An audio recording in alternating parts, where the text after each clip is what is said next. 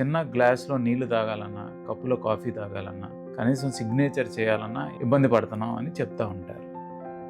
ఎంతోమంది ఓపీడీకి ఈ కంప్లెయింట్‌తో వస్తా ఉంటారు. దీన్నే మనం ట్రెమర్ అని అంటాం. ప్రతి ఒక్కరు ఏదో ఒక టైంలో ట్రెమర్ అనేది ఎక్స్‌పీరియన్స్ చేసే ఉంటారు. ఎస్పెషల్లీ ఎప్పుడైనా బాగా కోపం వచ్చినప్పుడు గానీ, ఆనందం వచ్చినప్పుడు గానీ, ఏదైనా కొత్త ప్రదేశంలో మనం మాట్లాడినప్పుడు గానీ, మాటలో గానీ, చేతుల్లో గానీ వణుకుడు ఫీల్ అయ్యే ఉంటాం. దీన్ని మనం ఫిజియోలాజికల్ ట్రెమర్ అని అంటాం. కొంతమందికి వంశపారంపర్యతన వణుకుడు వస్తుంది. ఇది ఎస్పెషల్లీ ఏదైనా వస్తువు పట్టుకున్నప్పుడు రావటం, తల అటు ఇటు నాడింగ్ చేయటం అనే ఫీచర్స్ ఉంటాయి. దీన్ని మనం ఫెమినిల్ ఎసెన్షియల్ ట్రెమర్ అంటాం. మరికొంతమందికి ఈ వణుకుడితో పాటు మనిషి నిదానం అయిపోవటం, నడుస్తుంటే తూలినట్టు ఉండటం, కండరాలు బిగుతైపోవటం అనే ఫీచర్స్ ఉంటాయి. దీన్ని పార్కిన్సన్స్ అంటాం. కొన్ని రకాల ట్రెమర్స్ కంప్లీట్లీ ట్రీటబుల్. ఎస్పెషల్లీ కొన్ని మందుల వల్ల ఈ ట్రెమర్ రావచ్చు. కొంతమందికి ఆస్తమా వాడే మందుల వల్ల రావచ్చు. కొంతమంది ఏంటంటే ఎక్కువగా ఎసిడిటీ టాబ్లెట్స్ వేసుకుంటారు. కొంతమంది క్యాన్సర్ కోసం వాడే మందుల వల్ల కూడా వణుకుడు అనేది వస్తుంది. థైరాయిడ్ ప్రాబ్లమ్స్ ఉన్న వాళ్ళకు కూడా వణుకుడు వస్తుంది. ఎస్పెషల్లీ హైపర్ థైరాయిడిజంలో కూడా ఈ వణుకుడు వస్తుంది. ట్రెమర్ అనేది ఒక సిమ్టమ్ మాత్రమే. దీని అండర్లయింగ్ కాజ్ చూసుకొని